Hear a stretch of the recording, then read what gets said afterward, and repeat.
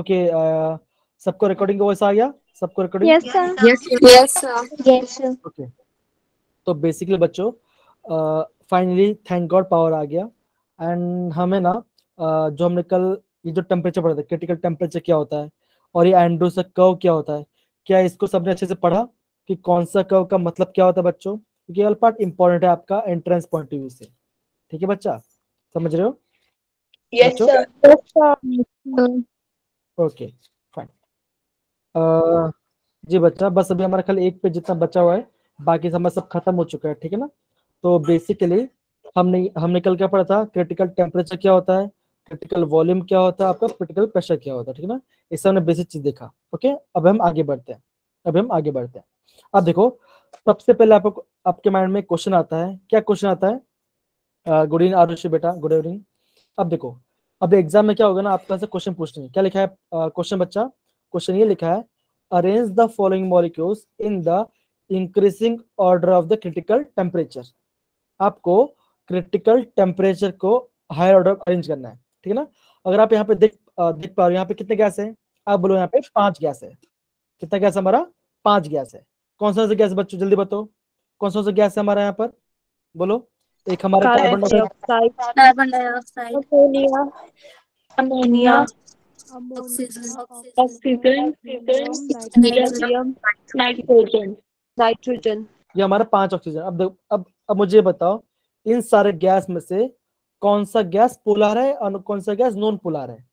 देखो वापस बता रहा हूँ, पोलर कौन सा है और नॉन पोलर कौन सा है। अब जब मैं बात करता हूँ पोलर के बारे में, तो पोलर मतलब क्या होता है बच्चों? जब मैं पोलर कंपाउंड की बात कर रहा हूँ, चैप्टर का फर्स्ट पढ़ना, जब हम चैप्टर स्टार्ट किया था, मैंने क्या हुआ था? पोलर कंपाउंड क्या होता है बच्चों, जल्दी बताओ। पार्शियल पॉजिटिव और पार्शियल नेगेटिव चार्ज होता है जिस पर।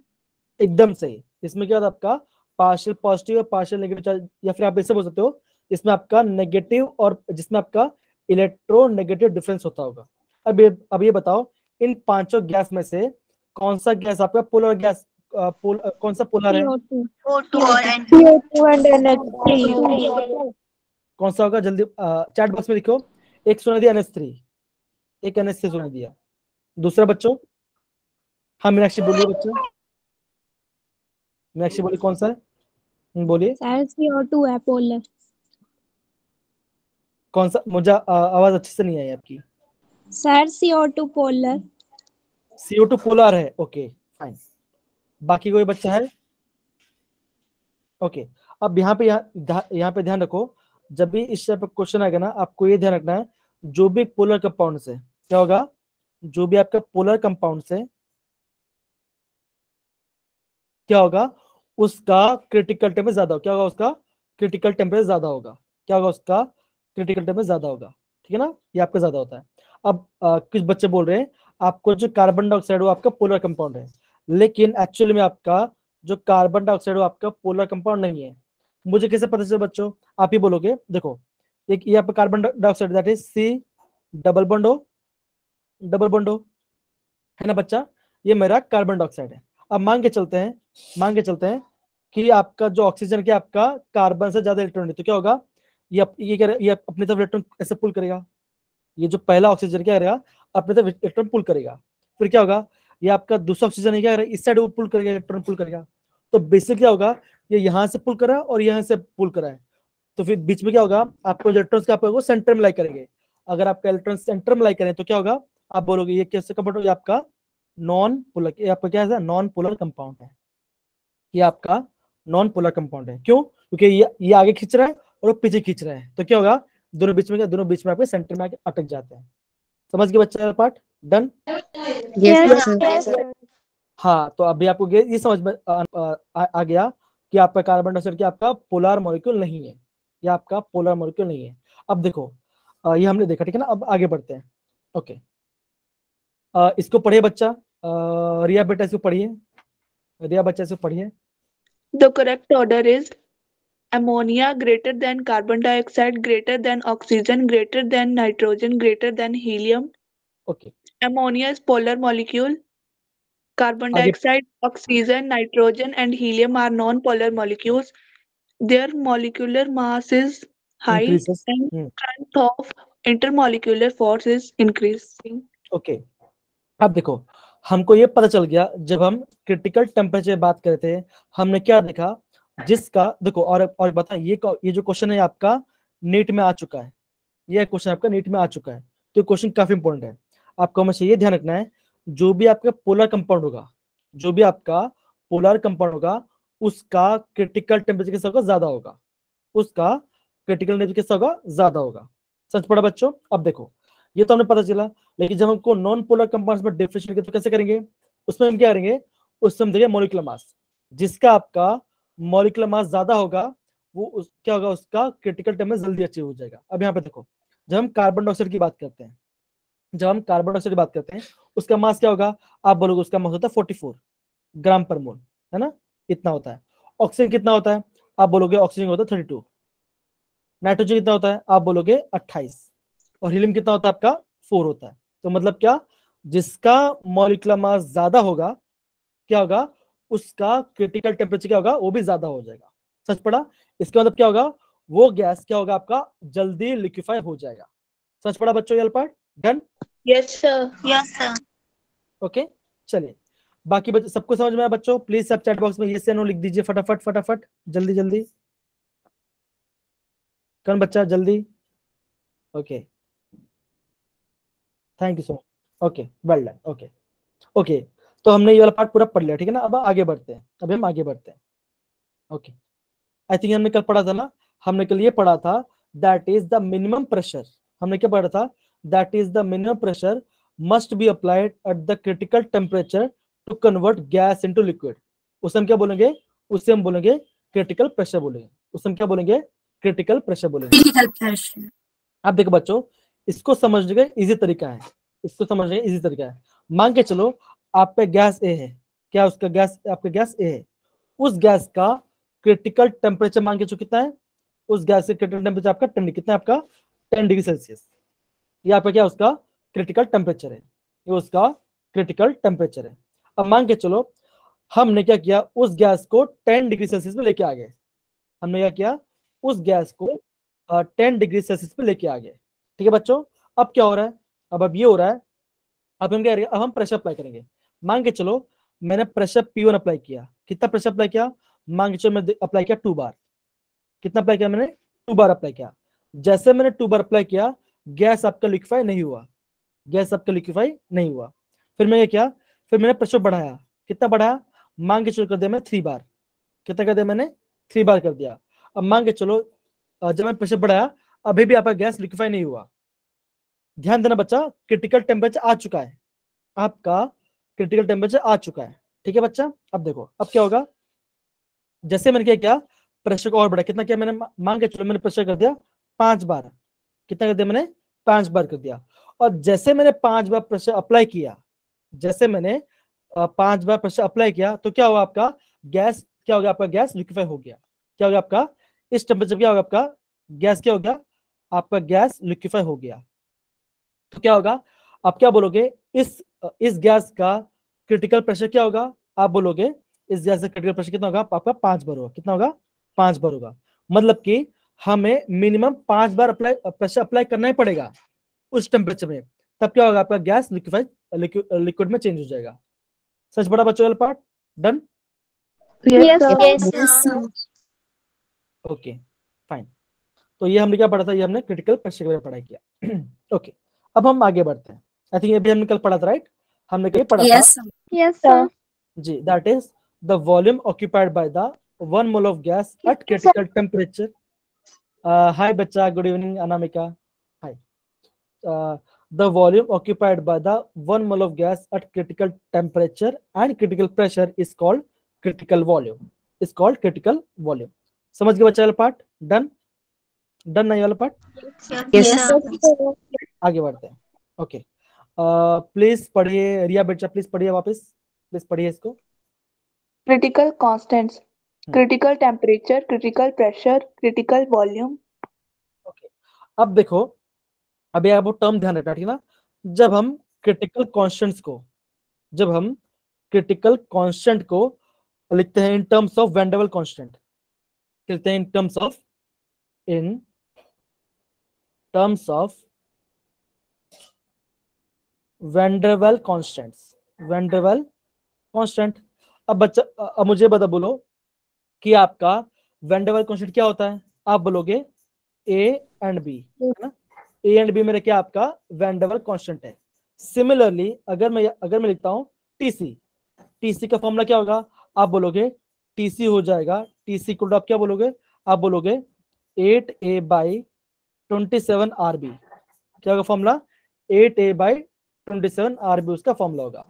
सिमिलरली अगर मैं बात करता हूँ क्रिटिकल प्रेशर, अगर मैं बात करता हूँ क्रिटिकल प्रेशर की, तो क्रिटिकल प्रेशर का फॉर्मूला क्या होगा, आप बोलोगे, आई थिंक मैंने कुछ मिस्टेक कर दिया शायद, आई थिंक नहीं नहीं, सही है सही है सही है सही है।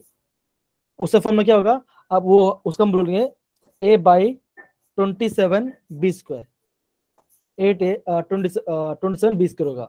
और आपका क्रिटिकल वॉल्यूम क्या होगा, वो जो आपका वो आपका 3B, क्या आपका वो आपका 3B होगा। समझ पड़ा। तो बेसिकली ये तीनों फॉर्मूलास आपको एंट्रेंस पॉइंट ऑफ व्यू ध्यान रखना है, ये आपका बोर्ड में नहीं आएगा। इसको आप पिछले भी याद करो, आपका जब आप बोर्ड एग्जाम सॉरी जब नीट एग्जाम में पढ़ाई करो तब आपको ये फॉर्मूला यूज करना है। समझ पड़ा बच्चों, ये पार्ट डन। अगेन बच्चा ये वाला पार्ट बोर्ड एग्जाम के लिए नहीं है, या आपका बोर्ड एग्जाम के लिए नहीं है। Done sir repeat. Okay repeat कर दूं, चलिए। बेसिकली हमने क्या देखा, हमने 3 क्रिटिकल कांस्टेंट के बारे में पढ़ाई किया। कौन सा पढ़ाई किया, हमने पढ़ाई किया क्रिटिकल टेम्परेचर, एक हमने क्रिटिकल प्रेशर अप्लाई किया, और हमने क्रिटिकल वॉल्यूम अप्लाई किया। अगर मैं क्रिटिकल कांस्टेंट को मैं वेंडरवेल कांस्टेंट के सामने लिखता हूं तो उसका फॉर्मूला क्या होगा, उसका फॉर्मूला ये होगा, देखो वेंडरवेल कितने कांस्टेंट है, वेंडरवेल के 2 कांस्टेंट है, कौन से, ए और बी। क्या था आपका, ए और बी क्या था आपका वेंडरवेल कांस्टेंट था। सिमिलरली अगर मैं बात करता आपका टीसी, क्रिटिकल टेम्परेचर का वेंडरवेल कांस्टेंट में फॉर्मूला कैसे होगा, आप बोलोगे 8a बाई 27 RB, ये क्या होगा उसका फॉर्मूला होगा, ये क्या होगा उसका फॉर्मूला होगा। सिमिलरली अगर मैं बात करता हूँ क्रिटिकल प्रेशर की, क्रिटिकल प्रेशर की, उसका फॉर्मूला क्या होगा, उसका फॉर्मूला होगा a by 27 B square, a by 27 B square. और क्रिटिकल वॉल्यूम क्या होगा, क्रिटिकल वॉल्यूम का फॉर्मूला होगा 3B फॉर्मूला होगा। तो बेसिकली आपको एंट्रेंस पॉइंट ऑफ व्यू से आपका ये दोनों पार्ट इंपॉर्टेंट है, ये आपका ये दोनों पार्ट ही ज्यादा इंपॉर्टेंट है। कौन सा, टीसी और PC in terms of critical temperature. अब वीसी को हम उसको इग्नोर कर सकते हैं। सच पड़ा बच्चों, ये पार्ट सबको अच्छे से आया। यस यस चलिए आगे बढ़ते हैं। अब देखो जैसे हमने ऊपर पढ़ा था, हमने क्या पढ़ा था बच्चों, हमने ये देखा वीसी किसके बराबर होता है, वीसी बराबर होता है 3B के बराबर। पीसी किसके बराबर होता है, a बाई 27 B स्क्वायर के बराबर होता है। और आपका टीसी किसके बराबर होता है, आपका 8a डिवाइड बाई 27 RB के बराबर होता है। ठीक है ना। तो बेसिकली हमने ये तीनों पार्ट हमने यहाँ पे पढ़ाई किया है ना। अगेन आपका एंट्रेंस के लिए कौन सा इंपॉर्टेंट है, आप बोलोगे एंट्रेंस के लिए सिर्फ ये दोनों इंपॉर्टेंट है, ये दोनों खाली इंपॉर्टेंट है एंट्रेंस के लिए। सिमिलरली बात है, अगर आपको वेंडरवेल कांस्टेंट फाइंड करना है, अगर आपको वेंडरवेल का कांस्टेंट फाइंड करना है, तभी आप कौन सा फॉर्मूला यूज करोगे, या तो पीसी का फॉर्मूला यूज कर लो, या तो आप टीसी का फॉर्मूला यूज कर लो। या तो पीसी कर लो, that is critical pressure formula apply कर लो, या तो क्रिटिकल टेम्परेचर फॉर्मूला अप्लाई कर दो। ये दोनों में से कोई कर लो तो भी चलेगा हमारा आंसर। समझ गए बच्चा, समझ गए। Yes sir. Yes sir. बहुत बढ़िया बहुत बढ़िया। अब देखो प्लीज बार इसको पढ़िए एक बार, इसको पढ़िए एक बार। रिमेम्बर पढ़िए पढ़िए पढ़िए, हाँ पढ़िए। उसके बाद value of critical volume is not reliable as it cannot be measured properly. Determine van der Waals constant A and B using critical temperature and critical pressure. Okay तो ये आपको ध्यान रखना है। अगर आपको क्या करना है, आपको वेंडरवेल का कांस्टेंट फाइंड करना है, अगर आपका वेंडरवेल कांस्टेंट फाइंड करना है, आपको ए और बी फाइंड करना है, हमें क्या यूज करना पड़ेगा, हमें क्रिटिकल टेम्परेचर और क्रिटिकल प्रेशर में फाइंड आउट करना पड़ेगा। ठीक है ना, हम उससे निकालेंगे। तो ये पार्ट समझ गए बच्चा, डन डन। Yes sir. चलिए अब देखो अभी हमने कंप्रेसिव फैक्टर पढ़ा था। कौन सा कंप्रेसिव, उसमें फॉर्मूला क्या पढ़ा था, हमने ये पढ़ा था, that is Z is equal to PV by RT, है ना। हमने ये फॉर्मूला पढ़ा था। अगर हम कंप्रेसिबिलिटी फैक्टर को इन टर्म्स ऑफ क्रिटिकल कांस्टेंट से लिखते हैं तो कैसे लिखेंगे? सिंपल ऐसे लिखेंगे। कैसे लिखेंगे? हम ऐसे लिखते हैं PC into VC upon R by TC, upon R by TC। अब देखो अगर हम इन सबको वैल्यू पुट, अगर हम क्या करते हैं इन सबकी वैल्यू रखते हैं और हमें क्या निकालते हैं, इसका वैल्यू निकालते हैं, तो इसका वैल्यू कितना आता है? इसका वैल्यू आता है आपका 3/8 और 0.375, ये इसका आंसर आता है।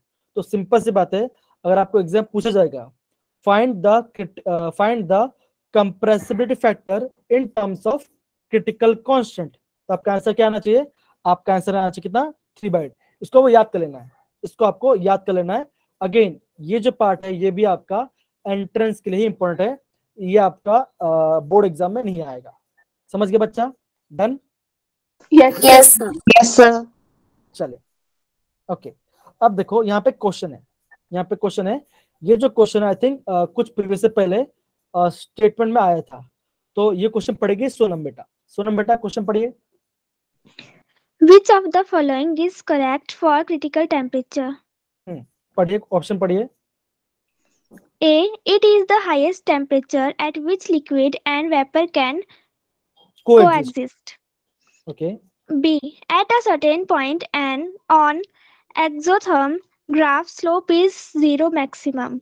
C. Okay. At a temperature below Tc, the molecules are close enough for the attractive forces to act and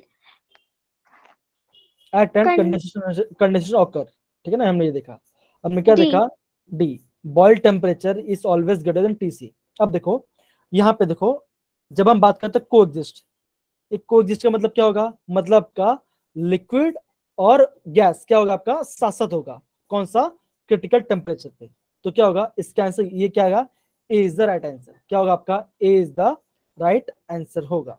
सच पढ़ा बच्चों ये part? Done? Yes, Yes, sir. sir. Okay. तो जब आपको ये क्वेश्चन आएगा इस कोई भी टर्म पे, तो आपको क्या देखना? क्रिटिकल टेम्परेचर मतलब क्या होगा? वो एक ऐसा हाईएस्ट टेम्परेचर जहां पे क्या होगा? आपका लिक्विड और गैस क्या होगा? दोनों साथ साथ रहते हैं। क्या होता है? आपका साथ साथ रहते हैं। सच पढ़ा बच्चों वाला part? Done? Done? Yes, Yes, sir. चले आगे बढ़ते हैं। अब देखो कौन पढ़ेगा?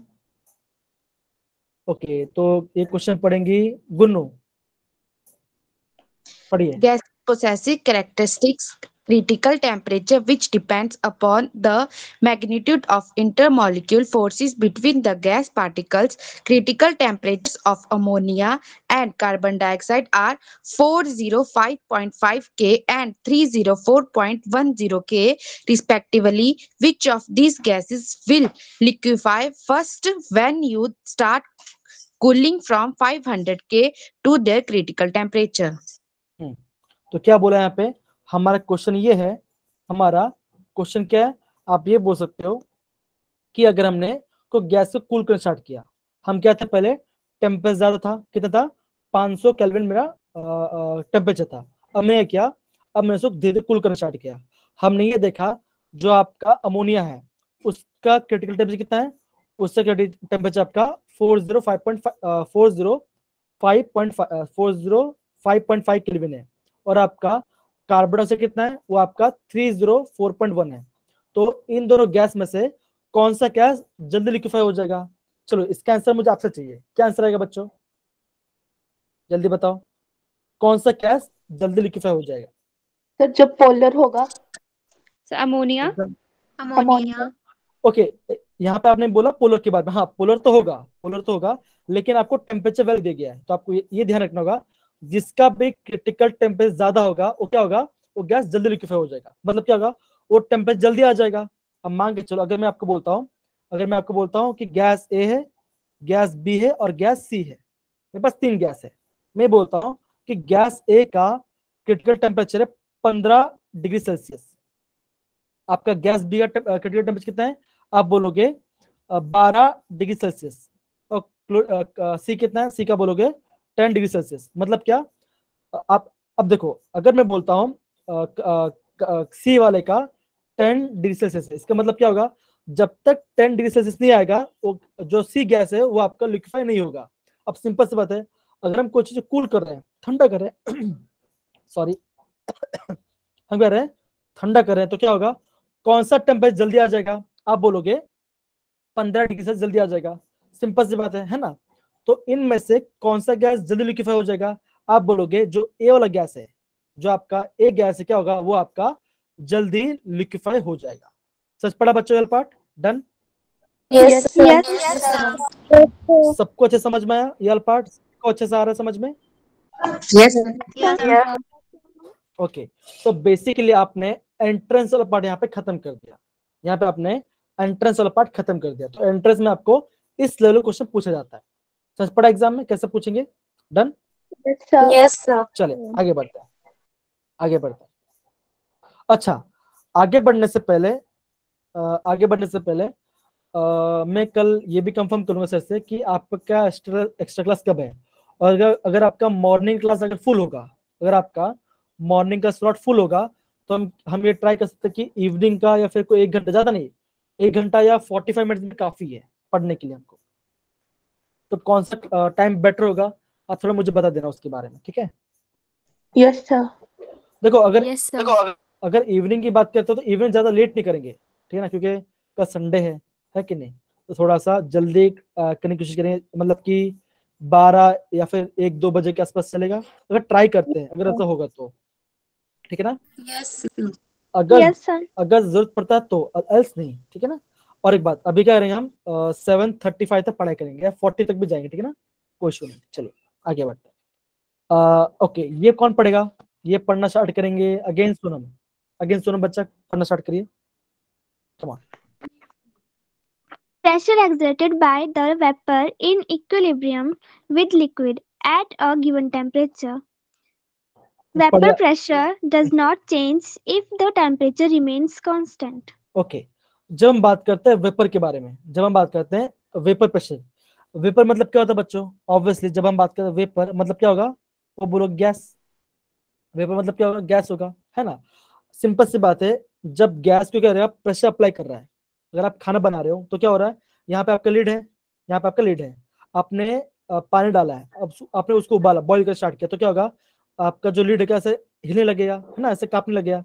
तो हम क्या सोच सकते हैं, वहां पे क्या हो रहा है, आपका जो लिक्विड के जो वेपर से आपका प्रेशर अप्लाई करे, किस पे प्रेशर, आपका सरफेस से प्रेशर अप्लाई करे, हम उसे क्या बोलते हैं, हम उसको वेपर प्रेशर कहते हैं, हम उसे क्या बोलते हैं, वेपर प्रेशर कहते हैं। समझ गए बच्चा, डन डन। Yes. अगेन ये वाला जो पार्ट है, ये वाला पार्ट आपका इंपॉर्टेंट है, ये आपको स्टेटमेंट ध्यान रखना पड़ेगा। क्या होता है आपका, the vapour pressure does not change if the temperature remain constant. अगर आपका टेम्परेचर कांस्टेंट है तो आपका वेपर प्रेशर चेंज नहीं होगा, लेकिन अगर आपका टेम्परेचर क्या होता है, बढ़ता है घटता है, तो क्या होगा आपका, ऑब्वियसली आपका वेपर प्रेशर क्या होगा, घटेगा या बढ़ेगा। समझ पड़ा बच्चों, समझ Yes, पड़ा। sir. और एक बात, ये जो पार्ट है ये आप पढ़ोगे 12th में, जब 12th में जाओगे वहां पे आपका सोल्यूशन आएगा, चैप्टर आएगा सोल्यूशन पे, वहां पे आप पढ़ोगे elevation, boiling point, depressing, freezing point, जो वो वाला पार्ट पढ़े तो आपको ये पार्ट समझ में आएगा कि इसमें एक्चुअली होता कैसा है, ठीक है। तब तो आगे बढ़ते हैं, चलिए अब देखो यहाँ पे आपको दिख रहा है, Yes, Yes, sir. sir. तो ये पढ़ेंगे तनु बेटा, ये पढ़िए, ये जो स्टेटमेंट वाला पार्ट पढ़िए,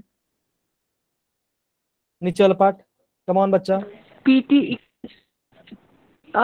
नहीं नीचे वाला saturated water vapor. ओके, पढ़िए कम ऑन, पढ़िए। Okay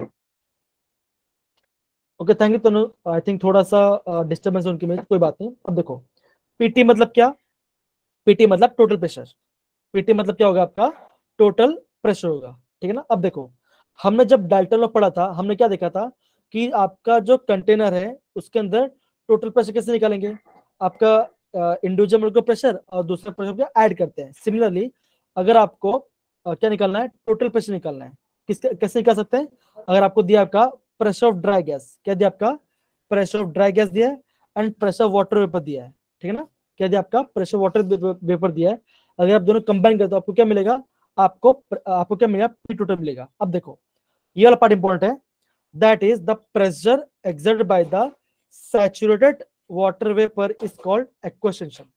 The pressure exerted by the saturated water vapor is called aqueous. इसको आपको याद करना है, मतलब इसको ध्यान रखना है कि aqueous क्या होता है।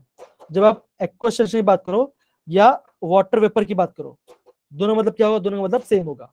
अब मान के चलो आपको क्वेश्चन में क्या दिया, आपका एक्वस टेंशन का वैल्यू दे दिया गया है और आपका टोटल प्रेशर का वैल्यू दे दिया गया है। अगर आपको बोलेंगे find the pressure of dry gas, अगर आपको बोलेंगे find the pressure of dry gas, तो क्या करोगे आप, ये करोगे ना, pressure of dry gas equal to क्या करोगे, P total minus P W, है ना, ये करोगे ना बच्चों। अब हमारा पी डब्ल्यू क्या होता है, अगर हम उसे करते हैं उसको एकदम सैचुरेशन पॉइंट पे लेके आते हैं, क्या कहते हैं उसको, अगर हम उसको सैचुरेशन पॉइंट पे लेके आते हैं, हम उसे क्या बोलेंगे, हम उसको एक्वस टेंशन बोलेंगे। तो सिमिलरली तो आपका प्रेशर ऑफ ड्राई गैस का फॉर्मूला क्या होगा, आप ये बोलोगे P total minus aqueous tension upon minus aqueous tension. ये क्या होगा, ये आपका ड्राई गैस का फॉर्मूला हो जाएगा। तो बेसिकली अगर आपको एग्जाम में ये बोल देंगे एक्वस टेंशन निकालो या ड्राई गैस निकालो, तो आपको बेसिकली ये आपका डाल्टन लॉ का ये आपको पार्ट आपको पता होना चाहिए, ये पार्ट आपको पता होना चाहिए। समझ पड़ा बच्चों, डन ये वाला part? Yes. Yes. Yes, sir. Okay आगे बढ़ते हैं। अब देखो गुनु बेटा प्लीज पढ़िए इसको। Dalton's law. PT is equal to PG plus PW. PT Again. is equal. Okay PG क्या है बच्चों, पीजी हमारा क्या है, पीजी हमारा क्या है, Pressure of dry gas. Dry gas. And आपका पीडब्ल्यू क्या है, pressure of Pressure of water vapour. अब देखो जब हम वाटर वेपर को एकदम सैचुरेट फॉर्म में लेके आते हैं, अब देखो जब मैं बात कर रहा हूँ सैचुरेटेड है, जब मैं बात कर रहा हूँ सैचुरेटेड, इसका मतलब क्या होता है, इसका मतलब क्या होता है। अब देखो मान के चलो कि आपने क्या लिया है, आपने एक ग्लास के अंदर पानी डाला, ठीक है, पानी लिया है और पानी में आपने क्या किया, चीनी डाला और आपने मिलाया तो चीनी घुल गई, फिर आपने और चीनी डाला, उसको मिक्स किया और घुल गया, और आप क्या होगा, आपका ऐसा पॉइंट आएगा जिसमें क्या होगा, आपका आप जितना चीनी डालते जाओ वो घुलना बंद कर जाएगा। जब आपका चीनी घुलना बंद हो जाएगा, हम उसे क्या बोलेंगे, हम उसे बोलेंगे सैचुरेटेड शुगर, हम उसे क्या बोलेंगे, सैचुरेटेड शुगर सॉल्यूशन बोलेंगे। सैचुरेशन मतलब समझ पड़ा बच्चा, सैचुरेशन मतलब, Yes, Yes, yes, sir. sir. अब देखो सैचुरेशन मतलब ये भी हो सकता है, मान के चलो मैं आपको पढ़ा रहा हूँ, मैंने आपको मान के चलो 3 घंटे क्लास दे दिया, आपने क्या किया, हमने 1 घंटा पढ़ाई किया, 2 घंटा पढ़ाई किया और आपका माइंड कैसा हो गया, आपका माइंड हो गया सैचुरेट। इसका मतलब क्या, अब मैं उसके बाद जितना ही पढ़ाऊं आपके माइंड में जा नहीं रहा है, मतलब क्या, आप क्या बोलोगे, सर मैं हमारा माइंड हो गया सैचुरेटेड, अब जो भी आप डालोगे हमें कुछ समझ ही नहीं आ रहा है, हम उसे क्या बोलेंगे, हम उसे बोलेंगे सैचुरेशन, हम उसे क्या बोलेंगे, सैचुरेशन बोलेंगे। समझ पड़ा बच्चों, समझ पड़ा? Yes, Yes. sir. चलिए अगेन बच्चा पढ़े हुए कंटिन्यू कीजिए बच्चा, प्लीज कंटिन्यू कीजिए। P total is equal to PG plus aqueous tension. PG is equal to PT minus aqueous tension. PG plus P absorbed minus aqueous tension. Okay तो basically ये तीनों सारे फॉर्मुलाज एक ही है, आपको ध्यान कौन सा रखना है, आपको ये वाला फॉर्मूला ध्यान रखना है, कौन सा, ये वाला पार्ट, ये वाला पार्ट आपको ध्यान रखना है, ठीक है, ये वाला पार्ट को ध्यान रखना है, क्योंकि एग्जाम में ये वाला पार्ट आपको पूछ सकते हैं कि आपको एक्वेशन निकाला बोलो, तो बेसिक छोटा सा फॉर्मूला ही आपको ध्यान रखना है। सच पड़ा बच्चों, डन? Yes, sir. चलिए Yes, आगे बढ़ते हैं। अब हम पढ़ते हैं, ज्यादा टाइम लेंगे, डिफ्यूजन और इफ्यूजन के बारे में। अब देखो डिफ्यूजन क्या होता है और इफ्यूजन क्या होता है। तो डिफ्यूजन क्या होता है, आप बोलोगे it is a process of free mixing, मतलब ये क्या होता है, जो गैस है वो अपने आप मिक्स हो रहा है, हम उसे क्या बोलेंगे, हम उसे बोलेंगे डिफ्यूजन, हम उसे क्या बोलेंगे, डिफ्यूजन बोलेंगे। सिंपल सी बात है, आपने क्या लिया, आपने नई नई साड़ी पहन ली और अपने यहाँ पे आपने क्या लिया, सेंट लगाया, तो क्या हुआ, जैसे आपने सेंट लगाया तो क्या हुआ, फ्रेग्रेंस पहले आपको पता चल गई, अब जैसे आप बाहर नहीं तो क्या होगा, और कोई पता चलेगा, मतलब क्या होगा, वो जो आपने फ्रेग्रेंस लगाया है वो क्या हो रहा है, आपका डिफ्यूज हो रहा है, वो क्या हो रहा है, आपका डिफ्यूज हो रहा है, तो हम उससे क्या बोलेंगे, हम उस प्रोसेस बोलते हैं डिफ्यूजन बोलेंगे, क्या बोलेंगे, डिफ्यूजन बोलेंगे। अब ठीक है ना, अब मान के चलो आपने साड़ी पहन लिया है ना, साड़ी पहन लिया एंड आपने क्या किया, बॉटल में स्प्रे किया, तो जो स्प्रे कहाँ से आ रहा है आपका, वो छोटे से होल में से आ रहा है ना, वो क्या आ रहा है आपका, वो छोटे से होल में से आ रहा है, तो जिस होल में से आपका जो गैस एकदम निकल रहा है, हम उसे क्या बोलेंगे, हम उसको बोलेंगे एफ्यूजन, हम उसे क्या बोलते हैं, हम उसको एफ्यूजन कहते हैं। सच पड़ा बच्चों वाला पार्ट, इजी वाला पार्ट है, ठीक ठीक है ना। Yes, sir. Yes, Yes, sir. sir. Again बच्चों, जो डिफ्यूजन और इफ्यूजन है ये भी आपका टेक्स्ट बुक में नहीं दिया गया, आपको ये वाला पार्ट भी आपको नहीं पूछेंगे, ठीक है। कौन सा वाला पूछेंगे आपको, ग्राहम्स लॉ के बारे में पूछेंगे, ठीक है ना। ओके, आगे बढ़ते हैं। अब देखो, अभी हम क्या देख रहे हैं, यहाँ पे आपका चेंबर दिख रहा है। चेंबर में क्या हो रहा है, एक चेंबर में ए गैस है, दूसरी जगह बी गैस है। अब क्या हो रहा है आपका, हमने क्या किया, वॉल को बंद कर रखा है। अब हम उसको खोल रहे हैं, नल को खोल रहे हैं। जैसे हमने नल को खोला तो क्या हुआ, आपका जितना भी गैस था क्या हो गया, आपका मिक्स हो गया। और एक गैस कैसे मिक्स हो, वो अपने आप मिक्स हुए, ये कैसे हुआ, आपका अपने आप मिक्स हो गए। हम उसे क्या बोलेंगे, हम इसको क्या बोलते हैं, डिफ्यूजन बोलते हैं। सच पढ़ा बच्चों, सच पढ़ा। Yes, sir. Yes, sir. चलिए आगे पढ़ते हैं डेफिनेशन। तो इसका डेफिनेशन पढ़ेंगे अपूर्वा बेटा। अपूर्वा बेटा प्लीज पढ़िए। Net spontaneous flow of gaseous molecule from a region of higher concentration, higher partial pressure, to a region of lower concentration, lower partial pressure. Okay, तो डिफ्यूजन क्या होगा, हमेशा फ्लो कहां से होगा, आप हमेशा जानना, आपका फ्लो हमेशा कहां से आता है, हायर कंसंट्रेशन से लोअर कंसंट्रेशन। हम उस, और कैसा होगा आपका, स्पॉन्टेनियस होगा। स्पॉन्टेनियस मतलब क्या, अपने आप होना। हमें उसको कुछ किसी को बोलने की जरूरत नहीं, वो अपने आप ही प्रोसेस हो जाएगा। हम उससे क्या बोलेंगे, हम उससे बोलते हैं स्पॉन्टेनियस प्रोसेस। हम क्या बोलते हैं इसको, स्पॉन्टेनियस प्रोसेस बोलते हैं। सच पढ़ा बच्चों, ये पार्ट इजी है ना। Yes, Yes. ओके, आगे बढ़ते हैं। अब देखो, तो अगेन हम डिफ्यूजन फॉर्मूला क्या बोल सकते हैं, हम डिफ्यूजन से बोल सकते हैं, it is basically the flow of gas molecule. Basically it is the flow of gas molecule from the region of higher concentration to lower concentration, या तो क्या बोल सकते हो, from the region of higher concentration lower concentration, या तो ऐसे बोलते हो, ये बोल सकते हो from the region of higher partial pressure to lower partial pressure. चाहे आप ये लिखो या चाहे आप ये लिखो, दोनों का आंसर सेम ही आएगा, आपका मार्क्स कोई नहीं काटेगा। समझ पड़ा बच्चों, इजी है ना वाला part. Yes, sir. Yes, sir. Yes, sir. चले आगे बढ़ते हैं। हाँ, ये वाला पार्ट इंपॉर्टेंट है, क्योंकि है ना, इस वाले पार्ट से आपका एंट्रेंस में क्वेश्चन आया था। ये आपका नीट के लिए आईएमपी है। कौन सा, ग्राहम्स लॉ के बारे में। ज्यादा लेंगे, बस 5 मिनट हम क्वेश्चन, ये वाला पार्ट हम खत्म करें, ठीक है ना।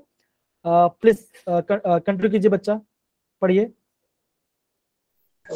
Under similar conditions of pressure and temperature, the rate of diffusion of gases are inversely proportional to the square root of their densities.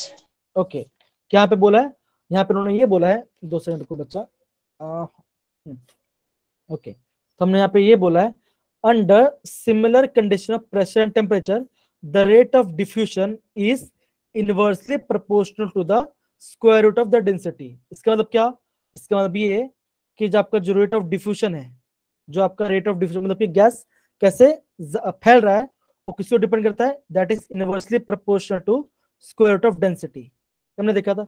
अब ध्यान दो बच्चों, जब हमने डेंसिटी और हमने मॉलिक्यूलर मास का रेशियो निकाला था, हमने क्या देखा था, हमने ये देखा था that is density is directly proportional to molecular mass, है ना बच्चों। हमने पहले पढ़ा था ना, हमने क्या Yes, पढ़ा था, sir. हमने ये पढ़ा था that is density is directly proportional to molecular mass, है ना, ये हमने पढ़ा था। उसका मतलब क्या होगा, अगर ये इनवर्सली प्रोपोर्शनल डेंसिटी, तो क्या होगा, it is also inversely proportional to the square root of molecular mass. M क्या आपका मॉलिक्यूलर मास के बराबर है। हमने ऐसा क्यों लिखा, बिकॉज आपका डी किसके बराबर है, डी आपका एम के बराबर है। अगर आपका डेंसिटी बढ़ेगा तो आपका मॉलिक्यूलर मास भी बढ़ेगा, अगर आपका डेंसिटी घटेगा तो आपका मॉलिक्यूलर मास भी क्या होगा, घट जाएगा। समझ पड़ा बच्चों ये part. Yes, sir. Yes, sir. अब देखो बच्चों, अभी तो हमने ये पढ़ लिया, लेकिन आपका रेट ऑफ डिफ्यूजन क्या होता है, आपका रेट ऑफ डिफ्यूजन क्या होता है, तो आप क्या बोलोगे, उसका फॉर्मूला होता है, आप यहाँ लिख सकते हैं, that is the rate of diffusion, the rate of diffusion is equal to, ऐसे बोल सकते हैं, is equal to volume of gas diffuse, volume of gas diffused, कितना गैस डिफ्यूज हुआ है, upon time taken, upon time taken, ठीक है ना, ये आपका फॉर्मूला होगा। सिमिलरली जब मैं ऐसे इसको हम ऐसे लिखते हैं, that is R equal to V by T. तो वी क्या होगा, it is nothing but the volume of gas diffused upon time taken. हम उससे क्या बोलेंगे, हम उससे क्या बोलते हैं, रेट, हम क्या बोलेंगे उसको, रेट ऑफ डिफ्यूजन बोलेंगे। समझ पड़ा बच्चों, ये पार्ट समझ पड़ा। Yes, sir. इजी है ना, कोई डिफिकल्ट पार्ट नहीं है यार, पार्ट इजी है ना? Yes, sir. चलिए आगे जाते हैं। अब देखो ये वाला जो पार्ट है ये आपको इग्नोर करना है। ये क्या होता है, आपका जो ग्राहम लॉ उसका अलग अलग फॉर्मूला, उसको बोलने का अलग तरीका है। अगर मैं लिखा dN/dt तो क्या होगा, हम उससे क्या बोलेंगे, मोल फ्लो रेट। क्या होगा, अगर आपका वॉल्यूम होगा हम क्या बोलेंगे, वॉल्यूम फ्लो रेट। क्या लिखा यहाँ पे, rate of volume upon time taken, rate of pressure upon time taken, rate of distance upon time taken. ठीक है ना? तो ये क्या होता है आपका, जैसे हम क्या लेते हैं, आपका स्पीड क्या होता है, स्पीड होता है आपका डिस्टेंस अपॉन टाइम, है ना? हम क्या लेते हैं, स्पीड क्या होता है आपका, डिस्टेंस अपॉन टाइम होता है। सिमिलरली जब हम बात करते हैं किसके बारे में, डिफ्यूजन के बारे में, तो फॉर्मूला क्या होता है, R equal to volume of gas diffuse upon time taken, upon time taken. समझ पड़ा बच्चों ये वाला part? Yes, sir. Okay fine. तो एक काम करते हैं, हम यहाँ पे आप इसको स्टॉप करते हैं एंड आज के लिए काफी है। हाँ समझ से थोड़ा पावर चला गया था, हमने थोड़ा लेट स्टार्ट किया, नहीं तो आपका चैप्टर भी खत्म हो गया था। हम कुछ क्वेश्चन भी कर लेते हैं, लेकिन कोई बात नहीं, हम कल थोड़ा सा इसको एक्स्ट्रा क्लास कर लेंगे, ठीक है ना? Okay Yes, sir.